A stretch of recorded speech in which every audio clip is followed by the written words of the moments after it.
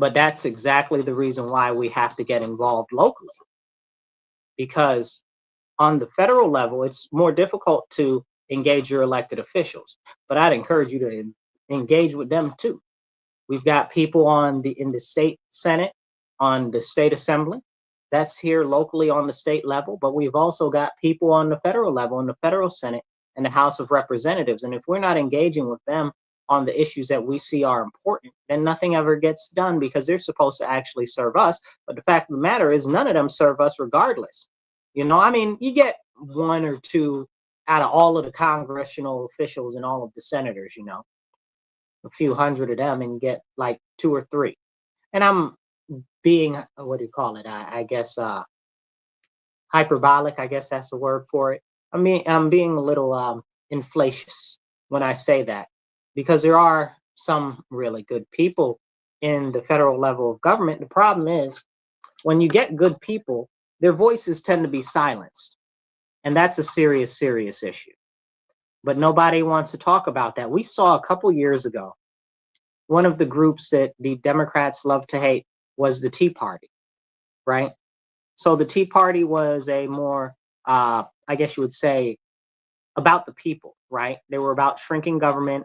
They were about pulling back all of the curtains on all of the malfeasance in the government. And they wanted to lower the taxes for all the people and return the focus to the people and the power to the people. But the Democrats tried to lambast them and tear them down every chance that they got a second.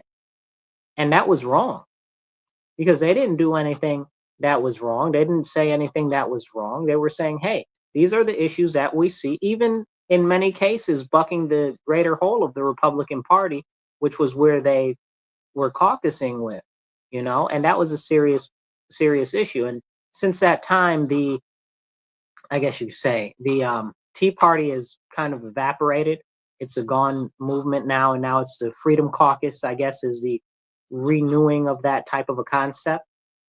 But even still, a lot of those people there, when they're talking about the important issues that they see that are going on in the country and that the government isn't doing right and stuff like that, the Democrats come in and they try to sweep them away and say, oh, well, they're crazy and this and that. And my only question is where are the Democrats that are standing up to the other Democrats?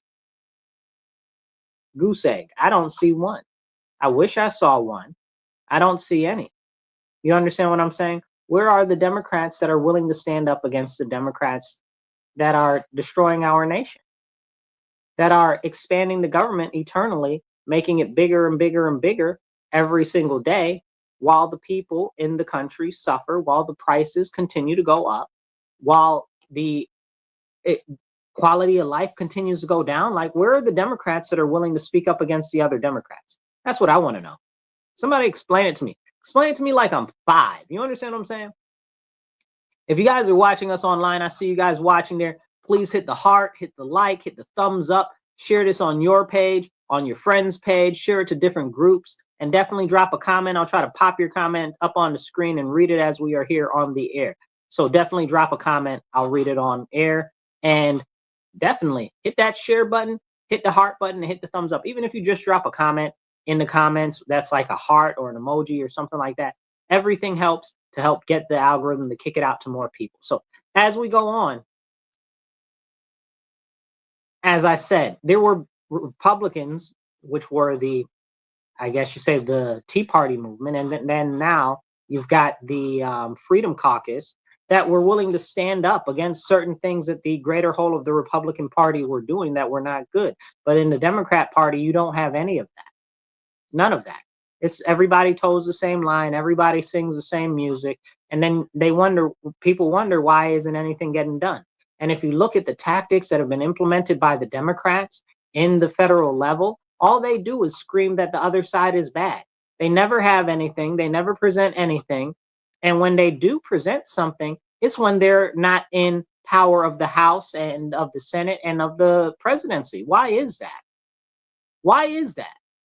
The Democrats just had the House, they had the Senate, and they had the presidency for like 2-3 years. They didn't propose anything to protect the dreamers. They didn't propose anything for reparations. They didn't propose anything for expanded social services. They didn't propose anything for expanded Medicaid. They didn't propose anything for greater payments for Social Security. They didn't do any of that. Any of that. All of these things that they say that they care about, they didn't do nothing about it when they were in power. Why is that? Because they don't really care. But they'd be happy to play in your face about what's going on and make it like they're trying to pretend to care. But they don't. They don't really care. And that's a very, very, very serious issue. And we need to have that serious conversation. Why don't the Democrats stand up? Why will none of them go against what their party is pushing? Why won't people just say, hey, some of the stuff that's going on in the party is wrong?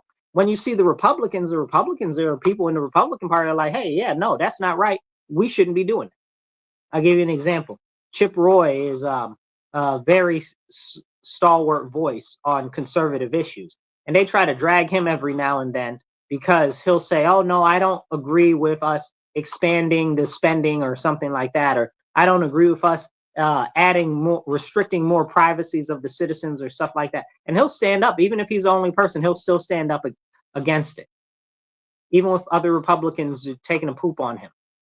Like we saw during the budget stuff, which they're trying to do another budget thing now, which is a whole bunch of nonsense. Do the budget the right way, one budget, one time, finish it, get it done, because we are almost, maybe 5 years behind on having a budget now, almost. You understand what I'm saying? The United States, the most powerful country in the world, has not had an actual budget in like almost 4 or 5 years. The whole term Biden was president, there was no budget, not one budget. Okay, you'll say, well, Marcus, how is that possible? Well, because they kept kicking the can down the road continuously saying, no, let's do a continuing resolution. Let's do a continuing resolution. Let's do a continuing resolution. Then the Republicans, okay, got in there and they're like, oh, yeah, we don't want any more continuing resolutions. The second that they got in there, what they do? Continuing resolution, bogus nonsense. Okay, we don't need a continuing resolutions. No more kicking the can down the road. We need actual budgeting. Don't get me started. Then we got DOGE, right? The Department of Government Efficiency, or whatever the case, that Elon is heading up. And people either love Elon or they hate Elon, or they like the work that he's doing or they don't like the work that he's doing, which is a problem for me on all levels, because they're not able to separate the person as the individual, okay, from the actual work that they are doing, right? Like, you could dislike the guy. No, okay, well, maybe he's doing good work, though. Or you could like the guy and be like, oh, well, maybe I don't necessarily like the work that he's doing, you know? And if you're watching online, hit the heart, hit a comment. Every comment you post, we'll try to put up on the screen. I see you there. Somebody just commented, Carl, I see you. Let's try to pop up some of these comments. And if you guys drop a thumbs up, drop a heart, we'll try to get it out there and on the screen. Here, let's see what Carl's got to say. Carl says, Democrats are completely irresponsible. And now, what's that say? The GOP is failing. Yeah. So to his note, to Carl's note, there is a serious problem with both the Democrats and the Republicans. The Republicans, however, Carl, I'll take a little bit of a disagreement with you. As I mentioned, people like Chip Roy and some others, there are people that are willing to stand up and actually speak up and be vocal about the issues. So we're slowly getting some stuff restored for people that would be considered the everyday people versus the Democrats who are still just carrying water for the elites. Okay, even though they say that they care about the people. You know, somebody told me the other day, they said that the Democrats pride themselves on being the party of the poor people, except they're not the party that represents the poor. They're the party that keeps people poor. I said, man, let me absorb that for a second. That was real serious. That was a real serious statement right there. That's crazy. They're not, they call themselves the party of the poor. Democrats call themselves the party of the poor, but they don't represent the poor. They keep the people poor. I said, wow. I said, that's crazy, but it's true. And it's about policy, right? So don't think that it's, oh, well, Marcus, there he goes, harping on Democrats or whatever. No. It's about policy, 100% about policy. Good policy, bad policy. I don't care who presents it or whatever the case may be. Policy, when it's bad, it's not good. It's just simple. And the Democrats have continually pushed policy that has harmed our nation, that has harmed the middle class, and that has harmed small businesses and individuals. Okay. And then let's see, Carl says he loves Elon and he loves the work. That's what's important, that you love the work. Okay. And you say make a budget, you're with me 100%. We need a budget. If you guys are just tuning in now, we're talking about a lot of stuff that's going on in the government currently and the differences between the two parties, and the fact that we need people that are in the parties to actually stand on business, because that doesn't happen a lot. It doesn't. It honestly doesn't. Okay. I appreciate you too, Carl. Carl says, thank you for sharing and talking truth to power. Thank you very much, Carl. That's what I do my best to do. And I'm going to keep fighting. And I encourage you guys, if you guys can, we try to raise $50 to $100 per show to get some more actual airtime, because airtime costs money. And we also are trying to save up for some new equipment and faster internet and stuff. So if you guys could, please donate. You can donate via Cash App. That's $MW Real, the number one. That's Cash App is $MW Real 1. Okay. We also have Venmo and PayPal, and you can donate at Marcus C. Williams on either one of those. So Venmo or PayPal is at Marcus C. Williams. Let's jump back into it. Let's see. Joshua says, thank you. Says, thank you, blessed Marcus, for defending the poor people. I appreciate that very much. Somebody has to stand up for the downtrodden. And it's very serious, because the people that are forgotten the most are the people that are the working class and those in poverty. Even though we spend all of these money on surveys and nonprofits and stuff like that that are supposed to lift people out of poverty and solve all of these problems that we have, but they never do any of that. None of that ever happens. I saw a video online. There was this lady, and you know how they do the street interviews with people and stuff like that. And they interviewed this lady. They said, okay, hey, lady, what do you do? What's your job? She was like, oh, I'm one of the associate directors or something of one of the major nonprofits that works on homelessness. And they asked her, they said, well, what's the biggest issue that you face as one of those people? And they asked her how much she makes. She makes $250,000 a year being one of the executives for homeless people. How you make that much money and you trying to help the homeless? That sounds like you making too much money to be helping the homeless. I'm just saying, I'm not saying that you shouldn't be making money, but I'm starting to say, well, maybe we need to be looking at the balance sheet and where the money is being spent, because if they got that much money for executives, maybe we need to look at and reassess this whole situation. So somebody ended up tracking down this lady's company that she works with.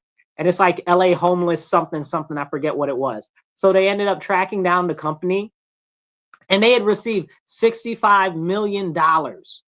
Okay. $65 million from the California government in grants and stuff like that to help the homeless. So what did they decide to do with that money? They decided, oh, we're going to renovate a motel for $60 million. Wait a second. Well, how many people can fit in that motel that you're renovating? Oh, about 100. And how many people do you have? You're saying that you need housing. $60 million you're doing to renovate that? That doesn't, and it's not even actual housing, right? Like, it's supportive housing, not homes for people, supportive, right? Like, so some more government nonsense. But this is the concept. All of these NGOs and the nonprofit organizations and stuff like that, they're misapplying the actual stuff that we have for the homeless, or for those that are addicted to drugs, or any number of other things, education. We could talk about all of that. Kevin, I see you there. I'm going to pop up your comment. Kevin, I did see that you said that you donated to my my political campaign. You guys, if you don't know where I live in Rochester, I'm running for city council. And I appreciate you donating, Kevin, for that. I did see your comment, but for some reason on YouTube, when I try to pop up the comments or whatever, it doesn't always show up when I pop them up. And then it doesn't let me go back and see them later on. I think because it's a live chat versus the actual after chat. Let me pop your comment up there. See what Kevin's talking about. Kevin says, socialism never works. I'm glad that I have been trying to educate people when it comes to the housing, and landlords are being choked with not enough money coming in to pay for repairs. So what Kevin's talking about is an issue that isn't exclusive to our area here in Rochester and Monroe County, but we've got some horrible, horrible regulations in our city and in our county that make it difficult for people that want to build properties, people that want to repair properties. And I'm not just talking about like people that own properties that are like big landlords or even small landlords. I'm talking about people that own their own homes, right? Like if you want to repair something on your own house, the city gives you all good get up on it. You understand what I'm saying? They give you a really, really hard time. It's terrible, you know, and that's just you as an independent person trying to fix your house up or whatever. Or they'll be like, oh, well, you've got to pay us because you haven't fixed this. You think I don't want to fix it? You understand what I'm saying? You think I don't want to fix it? You're trying to give a fine for somebody not wanting to fix their house. You think that they don't want to fix it? They probably do want to fix it. You got some money for them to give them to fix it. Maybe they don't have enough money. And I'm not talking about like landlords and stuff like that. I'm talking about people that own maybe one property, people that live where they own their property and stuff like that. Like like it's crazy. Like how is that even a thing? You understand what I'm saying? But they spend $50,000 to tear down one unit. Don't even get me started on that. I think it's 50,000. It might be up to 75,000. I've heard now. I cannot verify that 75,000 number, but that 50,000 number sounds about right. Okay. So it's crazy. It's a very, very serious issue. And it's stuff like that that we need to talk about because deregulation is important. And that's why we see what's going on with this current administration. Previously, when Trump was in there, he was in the presidency. He erased a lot of regulations. He did a lot of deregulations. I think he was trying to put for every one that he got rid of, that he put on, he got rid of like 5 or something like that. And now for every one he's saying that they're putting in, they're going to get rid of 10 to 20, which is fantastic for me. I think that's fantastic. Get rid deregulation all the way, baby. Okay, government is too big. The government's got too many agencies.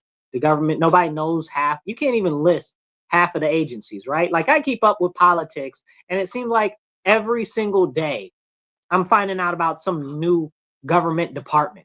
And I'm like, that's a department of the government? You know what I'm saying? Like, it's like, I think it's something like 75 or something ridiculous is like close to the official number of different federal departments and stuff like that. And nobody knows what they do. Nobody knows what they're doing. Why do they need to exist? They probably don't. So now that Doge is in there and they're working on saying, oh, well, where'd all the money go? Now we got Democrats that are up and they're up in arms and they're mad.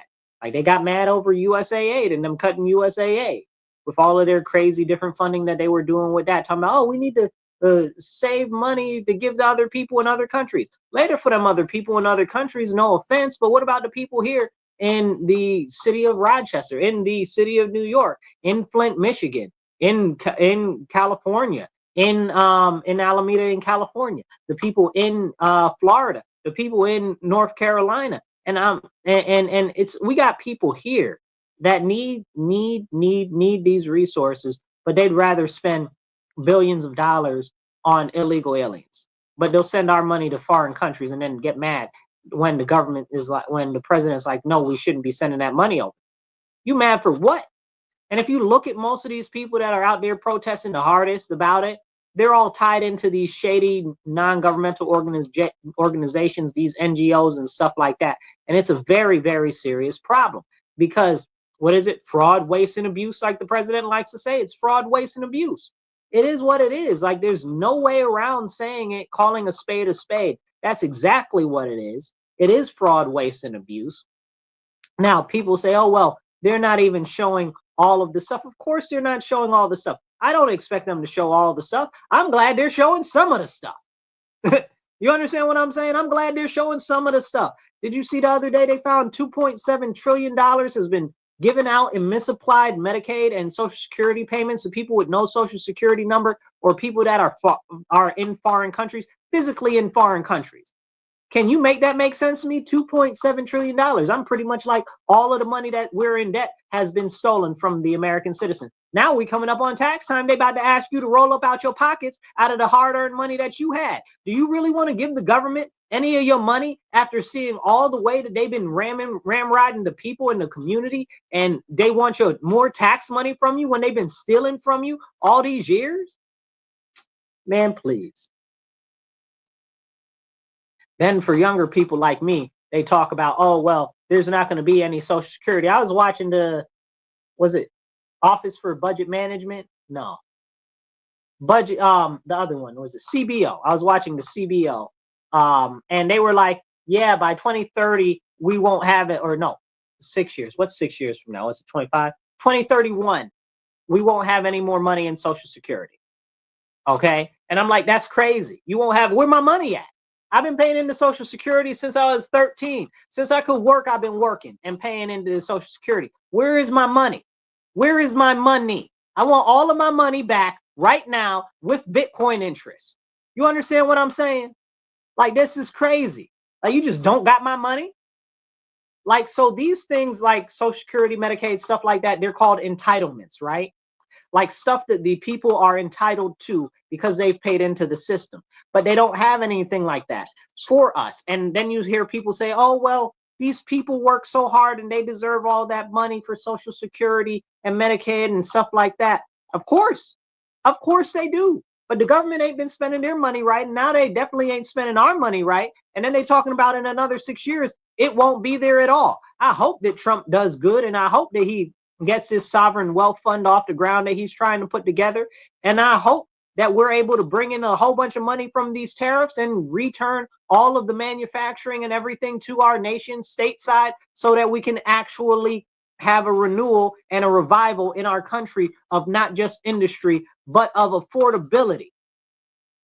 So with that being said, man, we got a lot of work that needs to be done. So they're out here taking the poop on Trump all the time. And they don't even, the people that are so mad at Trump can't even comprehend the basics. Like, again, Social Security is gone in 6 years.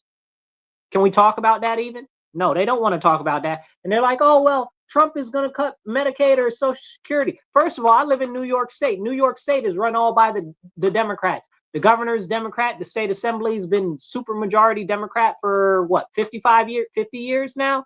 Okay, the Senate's Democrat. All of the thing, everything is run by Democrats. And Kathy Hochul, our governor, the high priestess, she pushed to cut Medicaid. Explain it to me like I'm 5. And they got the same nerve to talk about Trump. Explain it to me. Make it make sense. Okay? Like, and I'm not saying that, Trump is perfect or Trump is all of this and all of that. I'm not saying any of that. I'm saying you show it to me on paper where he said this, and you show me that the Democrats are not doing the same thing. You understand what I'm saying? Because the fact of the matter is he said repeatedly, he's not cutting Medicaid, he's not cutting Social Security, he's not going to do any of that. And everything that he's done is bring investment into this country. Since he's been here, he's brought probably $4 trillion so far that I know about. You understand what I'm saying? That I've seen in different press conferences, and I can't even keep up with all of them. He's having a different press conference every day. You know, he got SoftBank to invest almost $1 trillion. I think it was 900 billion, something like that. He got a whole bunch of different data. This guy that does real estate and data, what do you call it? Data center development.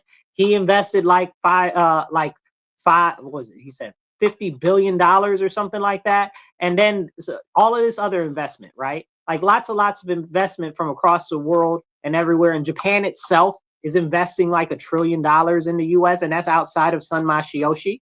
And so we've got all of these different investments that are starting to flow in from all of these foreign countries and independent individuals. Saudi Arabia is talking about they're going to invest $2 trillion almost in the US and all of this stuff and all of that stuff. That's fantastic. That's amazing. So I really hope that that money ends up in the sovereign wealth fund like Trump is talking about trying to put together so that we can actually start growing our value in our dollar of what we're putting in and what we're bringing in. Tariffs help. You understand what I'm saying? Well, Marcus, but tariffs make prices go up too. Yes, they do. But Trump has said that he's going to make it so that any companies that actually manufacture their stuff in the United States of America will not have those tariffs, which is fantastic. And that's exactly how it needs to be, because we need to reshore all of the jobs that we lost by sending manufacturers overseas. If you check out now, you flip something over, it's made in China, or it's made, I remember when things were still made in Taiwan. You remember that? They used to say made in Taiwan on the back of it instead of China? Now everything says made in China. We even used to have stuff that was made in Japan. I remember that. That is cool. Japan makes good stuff in general. But, you know, we got all of this stuff. Everything that we have is from somewhere else. I live in upstate New York, you know, apples and stuff like that. And I go to the store, I go buy some apple juice, says the apple juice is from freaking Brazil.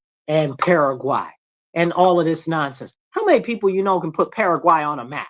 You understand what I'm saying? They even know where it is on a map. And you talking about me in the apple capital of the United States, okay? We don't got no apples from here.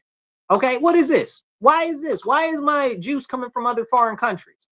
You understand what I'm saying? Like, we don't produce it here. Then I like blueberries. You know, Maine produces a lot of blueberries and stuff like that. And sometimes blueberries might be out of season and things like that. But it's not talking about just when things are out of season. We're talking about all year round. And when you go into manufacturing, like they're trying to bring back USA Steel, US Steel, which is fantastic. Hopefully, a lot of those jobs come back and we start manufacturing steel here. I'd love to see us building. You know, Trump's turned on the taps as far as drilling goes for oil and natural gas. So we'll see how that works out. He just had a meeting the other day with Doug Burgum and a couple of other people. Doug Burgum's the Secretary of the Interior, and a couple of other people announcing more investment in, how did he say it? Essentially what happened under the Biden administration is they sold up a lot of the lands so that you can't build or develop on them that are federal lands. And Trump rescinded that order, which was an executive order. It wasn't done by Congress. So now people are going to be able to drill and or file for permits for those areas. And he was saying essentially that's putting that land back on our balance sheets. So if you guys know anything about any bit of accounting or anything like that, in your balance sheet, it's saying that you have this as an asset. So when you have it as an asset, it shows that you have extra value. So that can be used in any number of ways, whether you're looking at getting a loan, whether you're looking at encouraging other people to do investments and all types of other stuff. So it's very, very important. And me, I'm an environmentalist, so I'm not very fond of destroying the environment, but Trump did say this, and this is a true fact.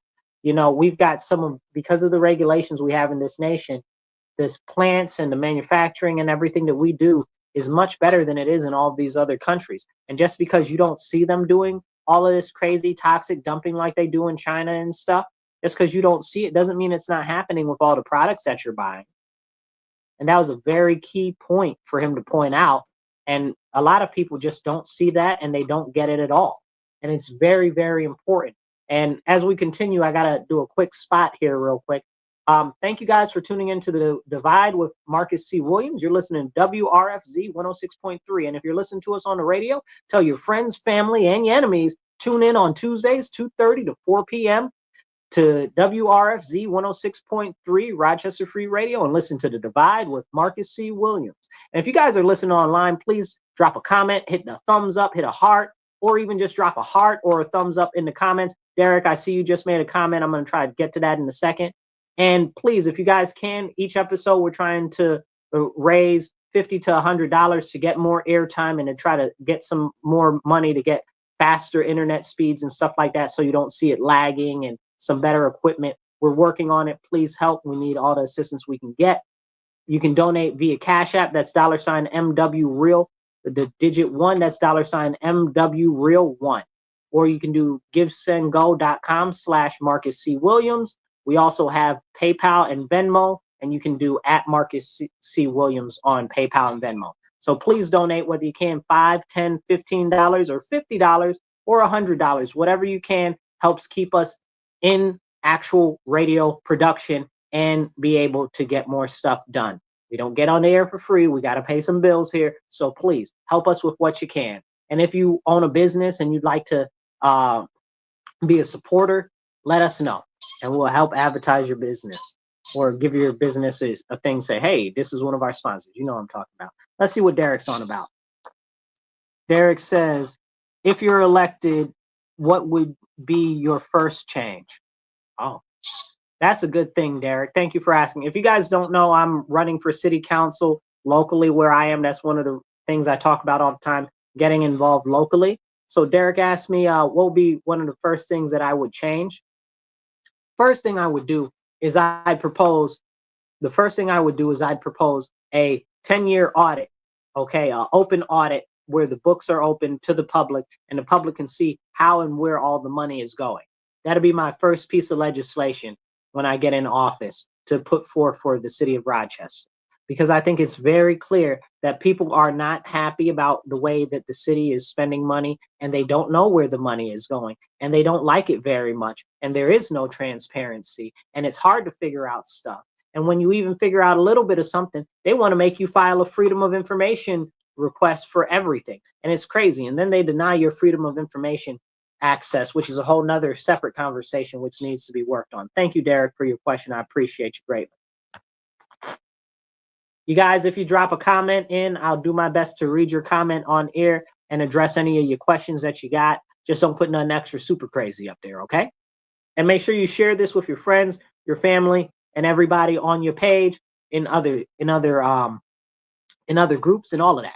So let's get back into it. So with them opening up the different lands, federal lands and stuff like that, and putting them back on our balance sheet, it's very important that we know that now we can do faster, what would you say, construction, right? Faster construction. Hopefully we'll be able to streamline construction on a lot of different manufacturing developments, as well as oil and natural gas exploration and production. Realistically, I'd love to see the president come out and say, yeah, we're working on building some more refineries. I think that they very much so need to work on building refineries, because the refineries are really what cut the costs on the oil and natural gas. The more refineries we have to refine them, the lower the cost is, because we'll have a bigger supply. But what happens is frequently we find these refineries in places like the Mississippi Delta or Louisiana and stuff like that, where they ended up coming down and getting hit by a hurricane, and then they either have to slow production or they lose production completely, and now you got to rebuild and all of that. I'd love to see them all up and down the coast. I'd like to see at least every state have like 2 oil refineries, okay, if that's even possible, like realistically, right? Like, because there might just be too much oversupply at that point. But most of them already have, most states have some form of a refinery, not all of them, but we do need them more on the coast, especially New York City needs them, and New York State needs refineries. We don't really have any anymore. That's a whole separate conversation. I could have a whole episode on that, because it's crazy what they've done to our oil and natural gas industry in New York State. And then you wonder why we got some of the highest energy prices in the nation. They've closed down nuclear power plants. Make that make sense. You talk about you want green energy, you want to close down nuclear power plants and then put out all of these ridiculous solar panels in the middle of nature, cutting down all these trees, clear cutting forests and all of this. Also, the other day I saw in, I think it's Michigan.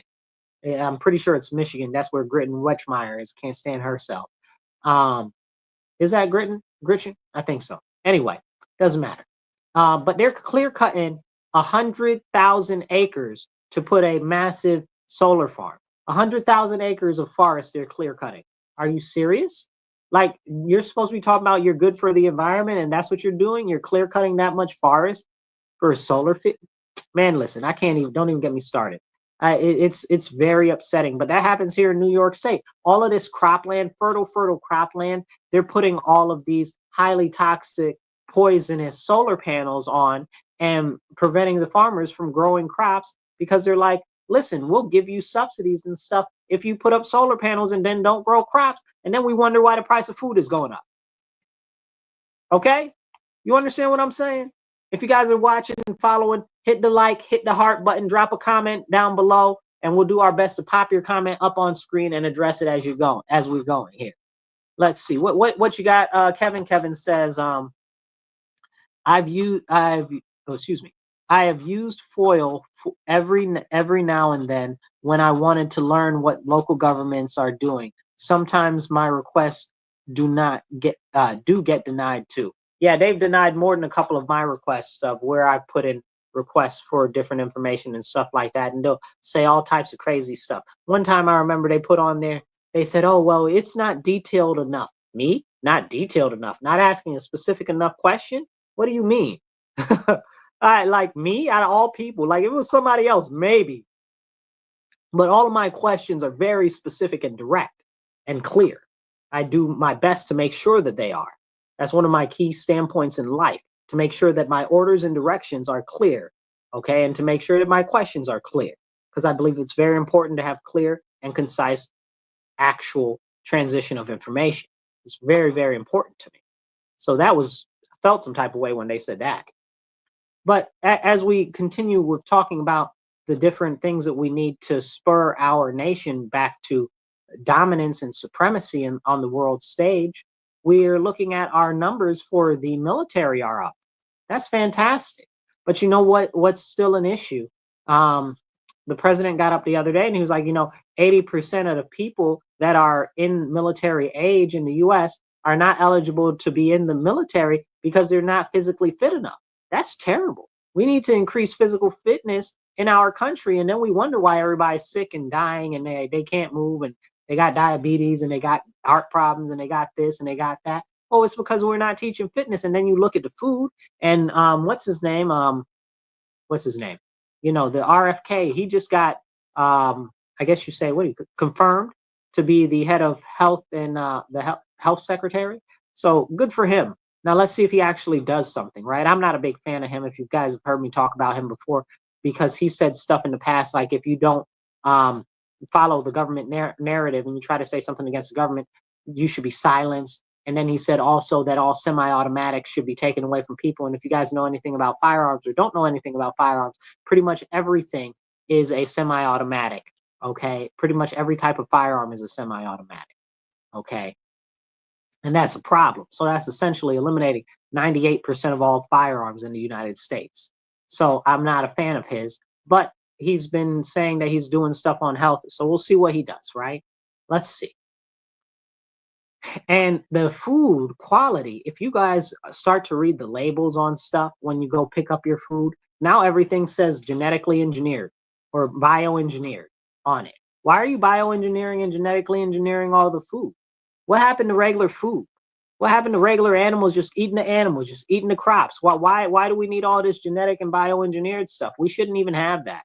That should be outlawed. If you ask me, I'm not a big make new laws type of person. I'm not a big tell people what to do with their own freedoms type of person, but that stuff needs to be outlawed.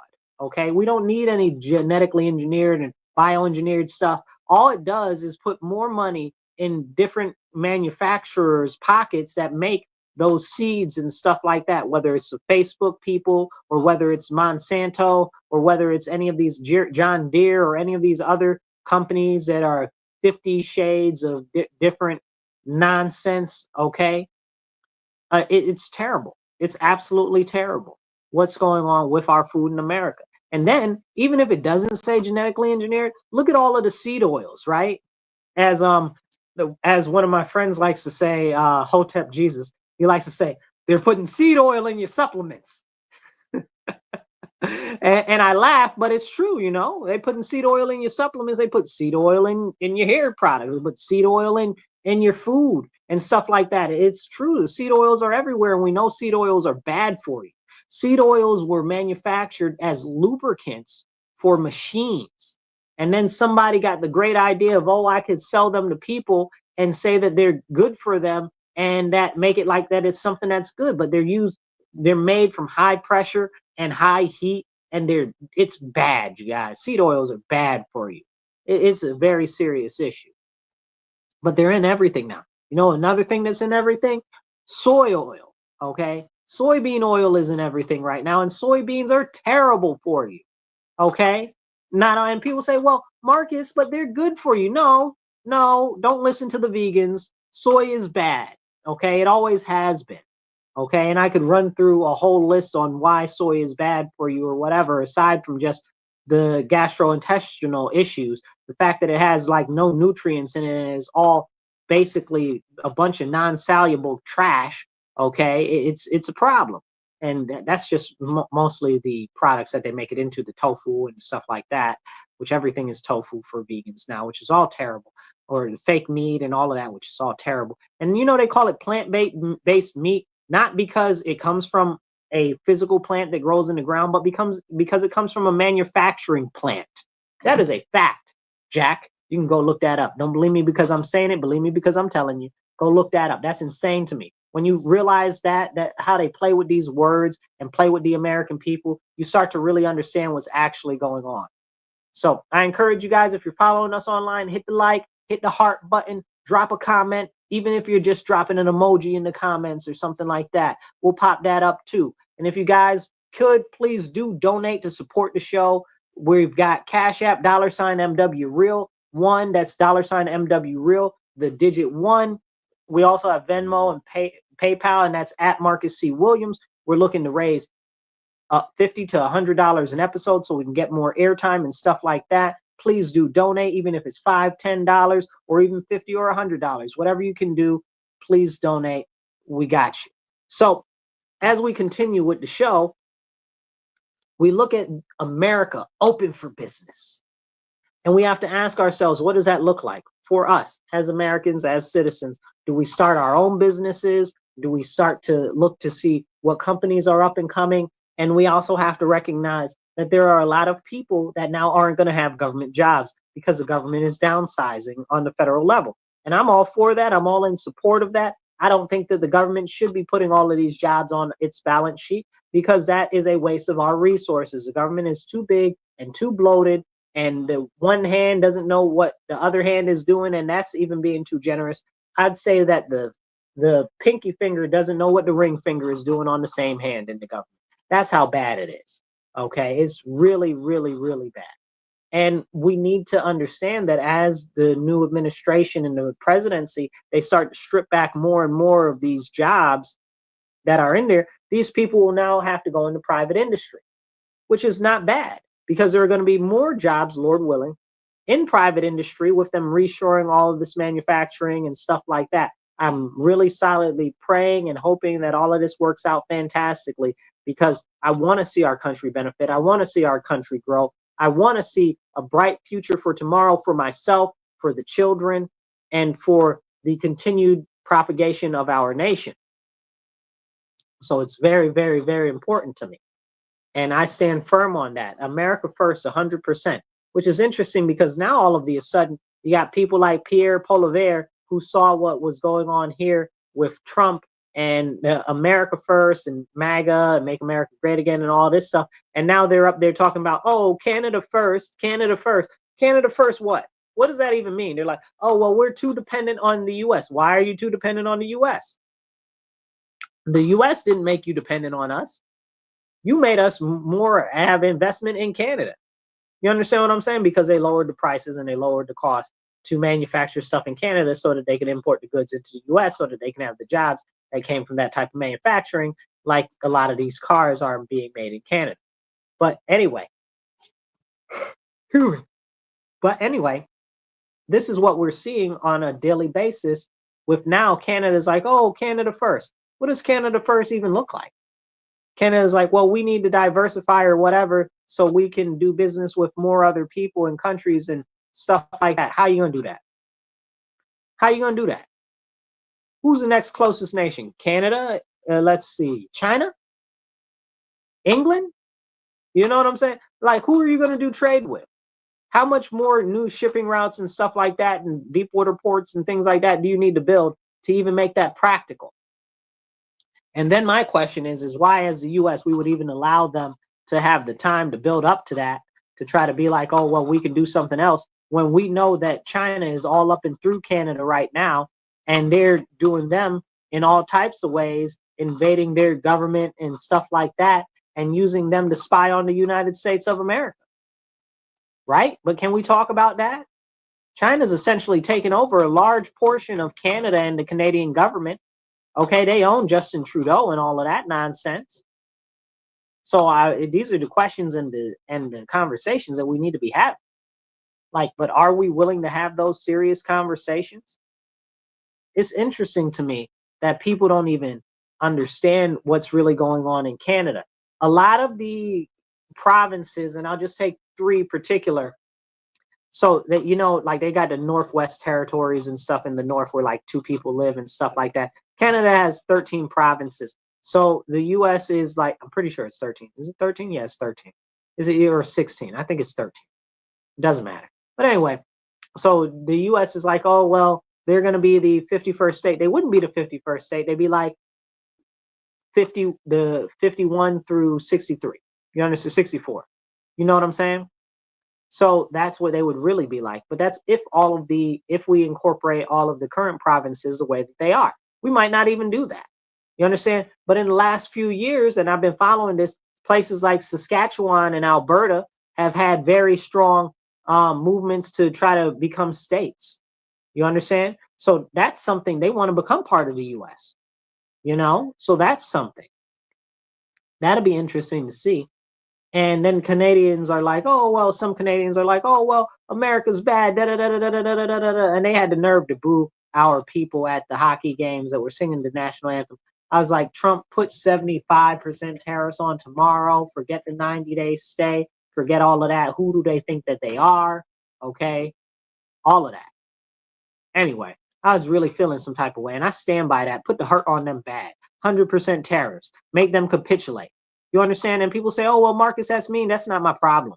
That's a whole nother country. That's a country that's doing stuff to, what would you say, backdoor us and do shady stuff for that actually isn't beneficial for the United States. You understand what I'm saying? I used to like Canada, and then they tried to kill all their people. Yes, Canada's killing all their people. They've got medically aided induced death, the assisted suicide. They're just randomly killing their people, their elderly, their poor, the drug addicts, and everything. And they're like, well, you can just kill yourself. I'm like, how can you say that? How is that a part of your government? But that also goes back into abortions and stuff like that. And well, they're promoting abortions and stuff like that. Well, where do we go after abortions? They get in and they kill the elderly. And that's what they're doing in Canada. And now they're expanding medically aided induced death in the United States. They're trying to push for it harder in New York State right now. And I'm not a fan of it at all. I don't believe that you should be killing off our elders. That's wrong.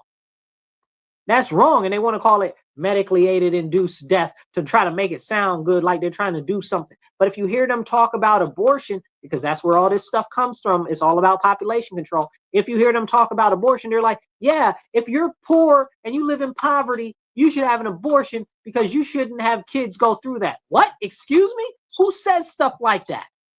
Who says something like that? That's crazy. That's an insane thing to say. You should have an abortion because you're because you're poor. What the? Listen, Lord have mercy. Make me want to say something else, okay?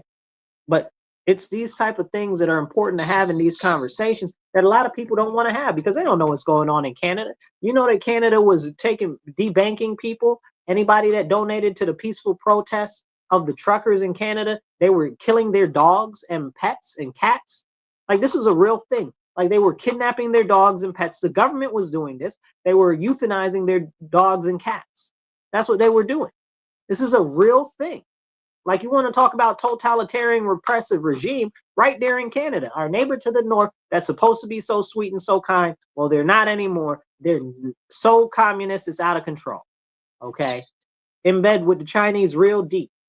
Not to say that a lot of people in America politics aren't in bed with the Chinese real deep, like what's his face? Gavin Newsom in California. I can't stand him either. That's a whole separate conversation. I don't want to make this about him, man. Listen. Okay. He's a bad man. It's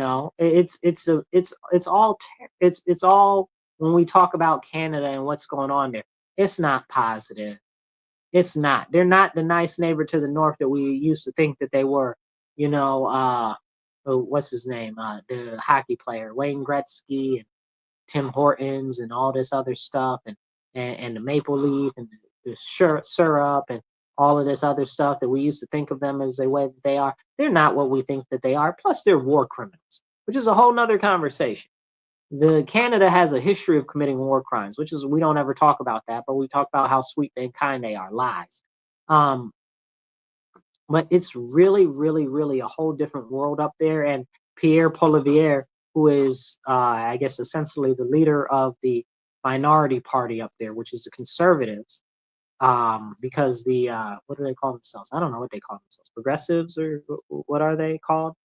Liberals. I don't know. Whatever the party of Trudeau is, whatever that is, that's the lead party. But the Conservatives are the minority party there. And Pierre Poilievre is like, oh, we need to prioritize Canada and stuff like that, and this, that, and third, and da da da. Good for him, right? Because he's a Canadian politician. But I live in America. My priorities are America. So if that means integrating Canada with the U.S. and making Canada become incorporated in the United States, good. I'm all for it, right? Because also I don't like passing through the border and all of that nonsense anyway. Okay, so I'm all for it. Now I do understand a little different than some other people do that that is a territory that is owned completely by the crown. Okay, that means that Prince, who we got, King Charles now. Again, we got a King Charles again. I think it's King Charles, right? King Charles is in control of Canada. So Canada's not even their own country, y'all. They're not their own country. So in theory, we can just purchase Canada from the King of England and be done with it tomorrow. But I think that what's happening is Trump's trying to gain some traction on the idea that Canada can be part of the US, and by pushing it that way, he's really selling that idea and that vision. And I don't think that he's wrong with doing that, you know. Um, I still personally, side note, yes, I do have something against Canada, and that's the War of 1812 when the Canadians came down here and burnt down DC and burnt down the White House. And I do want some get back. Okay, I'm going to be 100% honest. I'm not forget that. And if you, um, James Madison fought in the War of 1812. Also, it's a side note. Go look up the War of 1812. Very, very interesting. But we could incorporate Canada into the U.S. It is something that's doable, and it would give us more natural resources and create more defensible border because we're already spending a lot on defending Canada. Something like $200 billion a year. That's a lot of money for a foreign country. You know what I'm saying? They're not even our country. Why are we spending so much on defending them? Even though defending them, in quote fingers, if you're listening on the radio, is really defending the U.S. as well. But that's the whole other problem. If defending them is really defending the U.S., why aren't they the part of the U.S., right? So we also have Kash Patel, who's trying to get confirmed for office, and I really hope that Kash Patel comes in office real soon and they confirm Kash Patel. We really need him. We just had Tulsi Gabbard get confirmed. That was kind of awesome. Okay. I really hope that she does good. I don't know. I kind of got a soft spot for her because she's a strong woman. Okay. That's also a military woman. And I like that. So I got a little bit of a soft spot for her with that because I also like that she's been very vocal on a number of different issues. So I hope she does good. I don't know, but I think she'll do good. I really like Kirsty Noem. I think she's fantastic. I think she's going to do a great job. So we've got a cabinet that's shaping up really good, really fast. And again, this is less than a month. We're still today's the 17th. We're just under 1 month. 3 more days, and then Trump will have been in office a month. It already feels like 5 years. And now he's talking about, oh, well, we're going to solve the issue with the Ukraine. And it's crazy to the Ukraine to talk about, what you call him, Keir Starmer, the head of England right now, like the prime minister over there. He's like, oh, yeah, we're going to put ground troops in Ukraine. You better not. You better not put ground troops in Ukraine. Talking about, oh, well, it's going to be a peacekeeping mission. You better not. Okay? You better not put ground troops in Ukraine. There's a long story there about how the wherever English troops go, we always end up having problems. Okay, it's just a historical thing.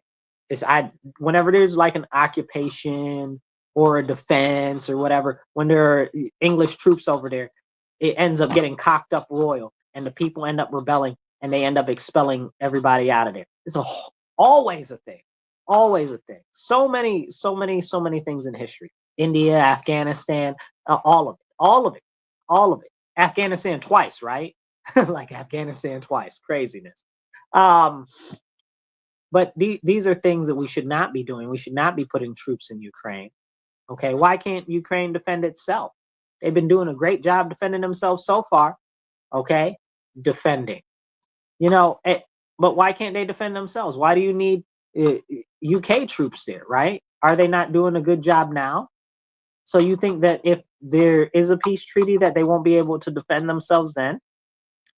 Which is a whole much longer conversation about how they've killed so many Ukrainian men by forcing them into conscription even against their will, and dragging them off the streets and all types of other crazy stuff. But they don't show that, and we can't talk about that because Ukraine's so great and Zelensky's a hero. Zelensky is a demon puppet of the CIA. I said exactly what I said, and of the State Department. And I don't even know so much of the State Department and more of Her Majesty's Royal Service. You understand what I'm saying? Like, it's not for the people of Ukraine. Where that money at, Zelensky? Zelensky got on the TV talking about half the money that got sent to Ukraine they didn't actually get. Where the money? Where the money? How you own 10 mansions, Zelensky? How you own 10 mansions all around the world that we know about? How your wife going out for all this Christian Dior and all of these different parties and buying all of this expensive hundreds of thousands of dollars worth of highly fashionable goods? Explain it to me. Wasn't you a comedian? Where you get all this money from, bro? Where the money come from? Right? So that's our money. And then don't get me started on how the US is sending money over there to pay the pensions of the Ukrainian what do you call them, public workers, when our public workers right here in the homeland have issues with their pensions. And we can't talk about that. You understand what I'm saying? When our veterans have issues with their veteran money, we can't talk about that. It's crazy. Don't even get me started. But Keir Starmer talking about they're going to send British troops into Ukraine. You better not, bro. You better not, because if you do that, the U.S. needs to pull out of NATO tomorrow and be like, listen, Russia, it is what it is, and wash our hands of the whole Ukraine situation if England want to put their troops in there. Okay? Because if that's what they about to do, that is a recipe for disaster. They should not be doing that. None of that. However, Trump did say that there should be non-NATO forces in Ukraine to try to bolster up Ukraine's defenses and stuff like that. It's all NATO. It's all still NATO. All of the European countries, it's all still NATO. It doesn't matter. It's essentially the same thing, regardless. So it's semantics. It's really semantics, and it gets really frustrating really quick when we start to have these conversations because, again, these aren't things that we really talk about. Not really, not mostly at all. If you guys are watching us online, take a second, hit the share button, hit the like button, drop a comment. If you drop a comment, we'll do our best to pop it up on the screen. And please do donate. You can see the little ticker below. You can see how to donate via Cash App. That's $MW Real 1.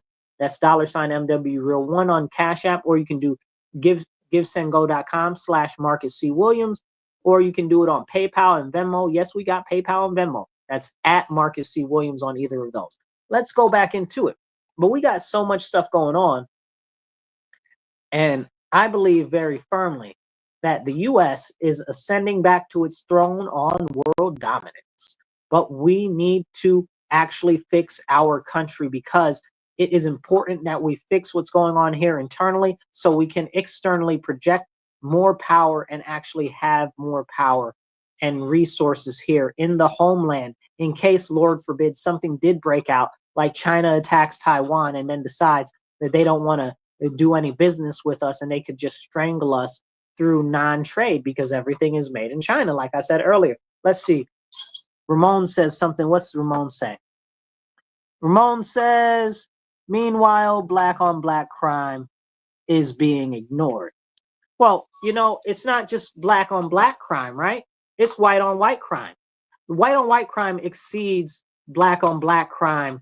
Something like, I don't even know. It's still like, it's so high, it's ridiculous. It's like tenfold, right? Like you're talking about like, it's a very, very crazy number. But where you do see black on black crime is in condensed urban areas that are all run by Democrats because the policies are horrible, the education systems are horrible, and it's difficult to get a good paying job. So people don't see beyond their basic surroundings and they just are more so given to possibly committing crime because why not? If the laws prohibit you from being arrested for doing crime, why not? You understand what I'm saying? We have a very serious retail theft problem in my area. Okay. And they try every day. So I live in the city, but I also live in Monroe County. Okay. So in the city of Rochester, there is a lot of black on black crime. I use the term lightly, right? But that's just what's being reported because we have a high percentage of black people in the city. Okay. Depending on how your numbers cut it, where black people are over 30% of the population in the city, up to 50% um, on some calculations. But if you look at the people that are largely in poverty or at risk of being in poverty, it's those same group of people, because all of the jobs have been taken out of our neighborhoods and communities by Democrats during the deindustrialization of the city centers, which was done by President Lyndon B. Johnson, who was a Democrat, who was one of the most racist men in the history of our nation. Okay, so there's that, and then I could go into CPS, and then I can go into DSS and keeping men out of the household and all of this other stuff. I can go into all of that. So when we say that, oh, black on black crime is ignored, that's not really a real fact. What's happening is that they are enabling crime, period. It just so happens where we see the biggest issues are where there are a tight, condensed population of poverty or underserved communities. And those tend to be in large scale in this age, like in the last, since the 90s, since really the late 70s, black communities, because they disenfranchised the black communities in America. Now, if we widen it out to the county, we have a huge retail theft problem, which is largely being driven by white people. So, but we don't talk about that as much. Greece has a mall where I live. Like there's a town, it's called Greece. They have a mall. And if you look at them, they tend to try to post up pictures of, oh, these people are wanted for stealing and stuff like that. It's always a whole bunch of white people. And then some foreigners. You understand what I'm saying? So what about them? So when we say black on black crime, what are we even really talking about? Now, to your other note, it starts locally. I always encourage that.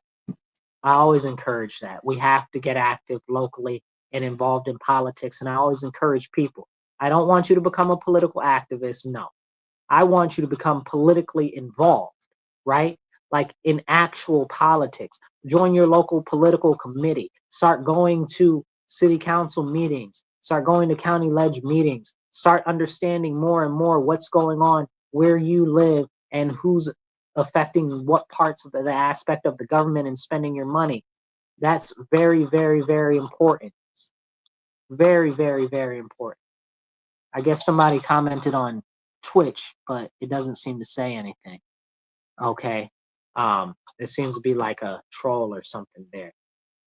But yeah, so it's crazy that so many people care so much. And I use the term care loosely. And if you feel like you're being judged, you are. This is gonna sound 100% rough, and you might feel some type of way. It's gonna come out real rough and real gruff. But I'm gonna tell you this: we got to get involved. You got to get involved. I'm involved. I'm about as involved as I can without getting a paycheck to actually be politically active. You understand what I'm saying? I am not only involved in my local city committee, I'm involved in my county committee for the Republicans. I'm a Republican committeeman for the city committee. I'm a Republican committee member for the county committee. I'm the chairman of the Rochester City Republican Committee. I go to as many of our city council meetings, speak to council as possible. I go to as many of our speak to county ledge meetings as possible. I do my best to stay up on all of what's going on in our state assembly. Okay, it's like the only way for me to do more is if somebody's like, here is a check. We're going to give you $60,000 a year to just go on and do what you do. You understand what I'm saying? That's the only way I could be more involved with anything. So, but what Ramon is saying is 100% accurate. It's up to us. We have to get active. And so many people say that they care, but you don't get active. You got to get active. Nobody's coming to save us. I say this all the time on this show. Nobody's coming to save us. Nobody's coming in on a white horse. Nobody's coming down out the clouds to save us. We are all we got. And if we are going to see a thriving country and have a massive amount of opportunity coming into the country and for our future, it's going to be up to us to champion that and push it forward. And it starts on the local level. Okay, so get involved locally. Everybody gets distracted by the president and by all this other nonsense that's going on. But people forget that the local is where it matters the most. And we have to get more people involved. That is how we make a real difference. So one of the things that's important that we talk about, because we've got some time left here, is we need to talk about what's going on in our actual military. So they're about to start going into the defense spending and stuff like that, and the DoD. Man, I don't know if these people gonna make it out alive. The last time somebody was investigating the books of of the Department of Defense, Donald Rumsfeld got up on the TV and said we can't account for $2.7 trillion, and the next day the Twin Towers collapsed magically. Just the timing is uncanny. I'm not saying that it's related, but I'm not saying it's not related. I'm saying that that timing is some type of a timing, right?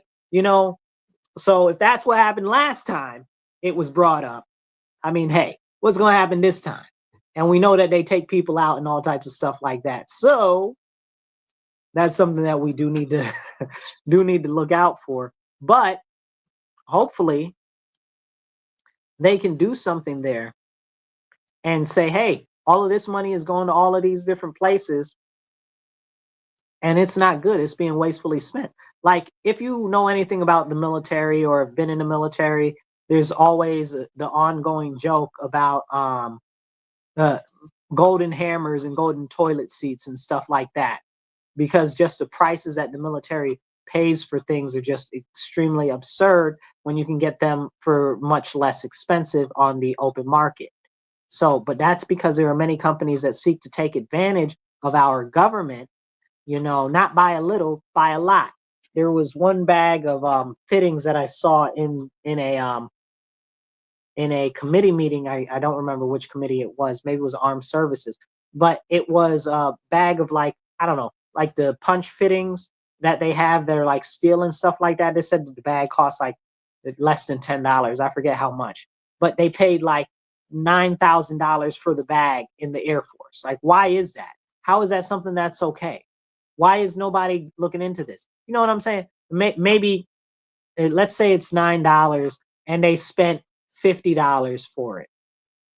That's a lot of money still over regular price. But you're talking about 9,000 compared to nine. You know what I'm saying? Like, that is a huge, huge difference. Like, that's not even in the same ballpark. So, but this is the type of spending that goes on, and you have to ask yourself, who's getting this money? Whose pockets is it really going into? But this is the same thing that we see with all different types of, I guess you would say, branches of the government, right? Like, we saw this with expenditures in Health and Human Services. We saw this with expenditures in the Department of Education. They're still going through the Department of Education right now. It's bad, you guys, and the government's stealing our money. I wish that they go and audit the IRS. That's who I really want to get into, okay? Because they about to come and talk about, oh, we owe them some tax money, when it's not, shouldn't even be legal for them to take taxes.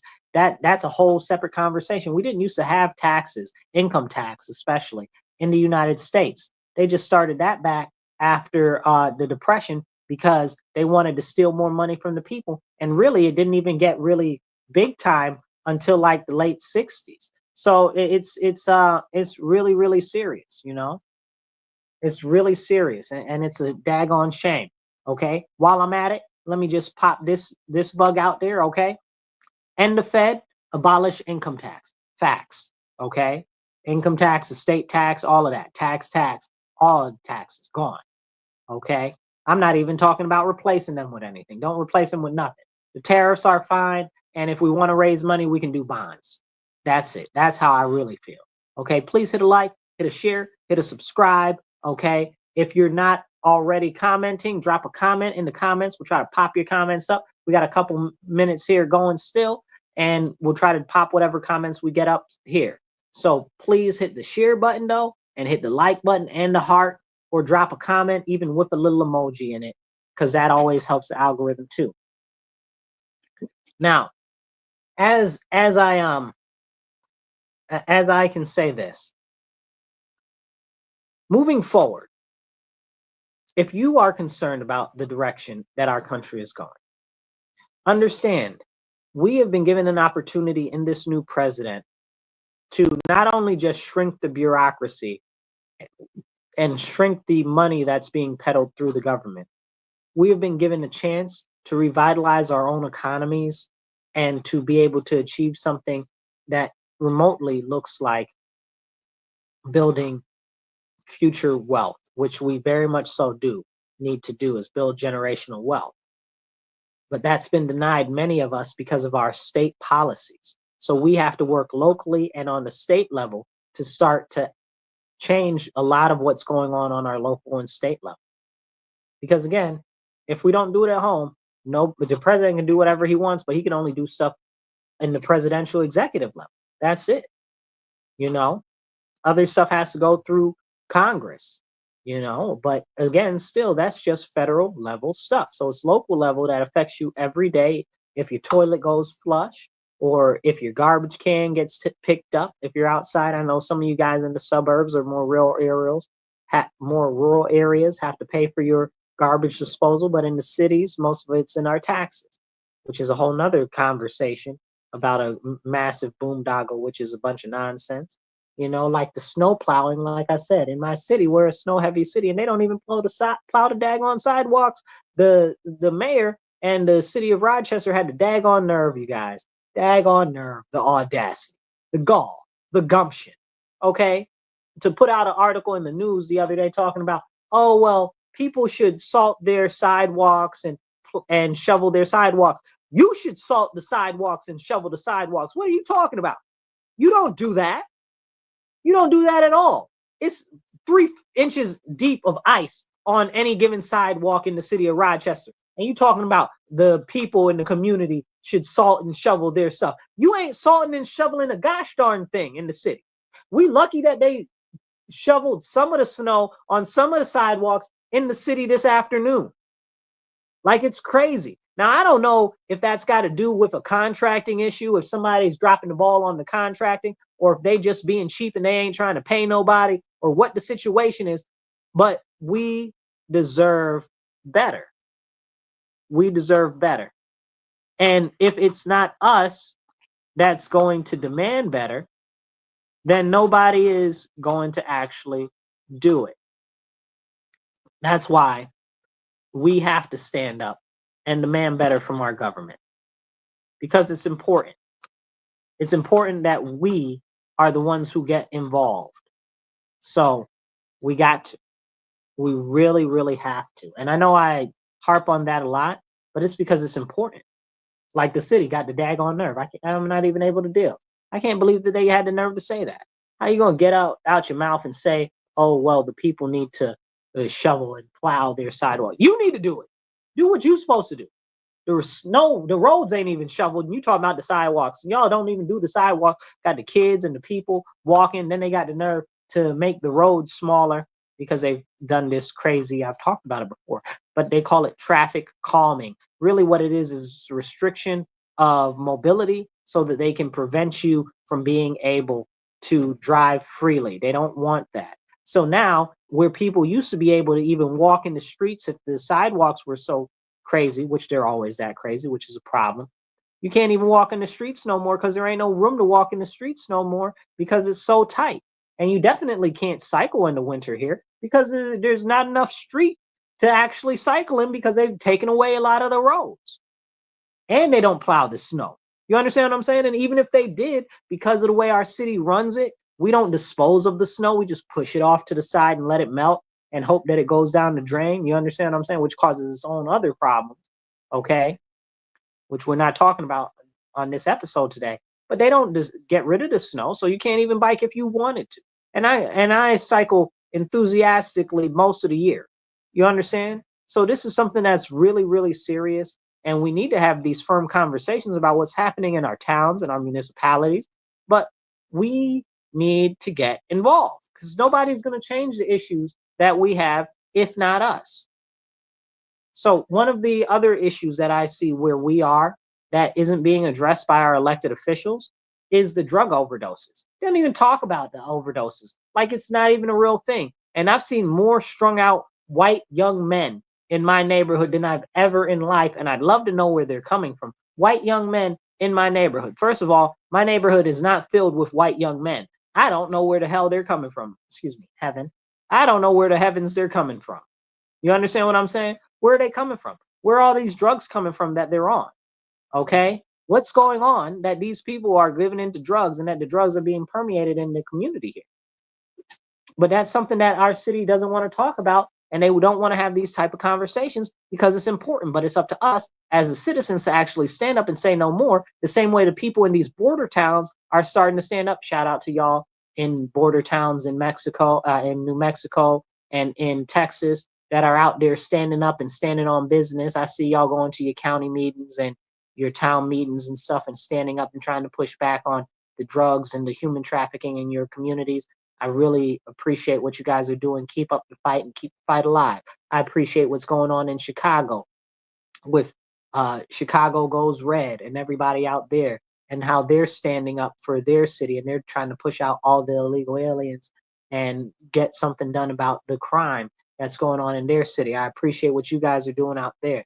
I see so much going on and so many people starting to get active. So I encourage all of my listeners, whatever you can do, start to get active yourself, even if it's just something small, like going to a meeting or supporting a candidate. Like you guys, if you see a good candidate running where you are, it's not easy to run as a candidate. So I encourage you, please donate or volunteer to their campaign, get active, go see if you can knock doors, make phone calls, whatever the case is, blah, blah, blah. We got a couple seconds here. We got one last, is this a post here? Yep. Luke says, we get less and less and pay more and more. We ain't got no dang rock salt in Western New York, but they got 58 million for condoms in Gaza, and they want to know why we're pissed. Absolutely. 100%. And I'll leave you with that as the thought of the day, you guys. You guys, make sure you tune into our other shows. You can watch it on the Marcus C. Williams channel. Please do donate. Do what you can. Cash App $MWReal1 or givesendgo.com/Marcus C. Williams. We also have PayPal and Venmo at Marcus C. Williams. And we're going to continue to fight. We're working on putting a couple of different shows. And remember, on Sundays at 7:30, we do the Elephant in the Room online. And you can find that on the Marcus C. Williams channel. So you guys remember, stand up, speak up, and don't shut up. Take action. You guys be blessed and be well. I'll catch you later.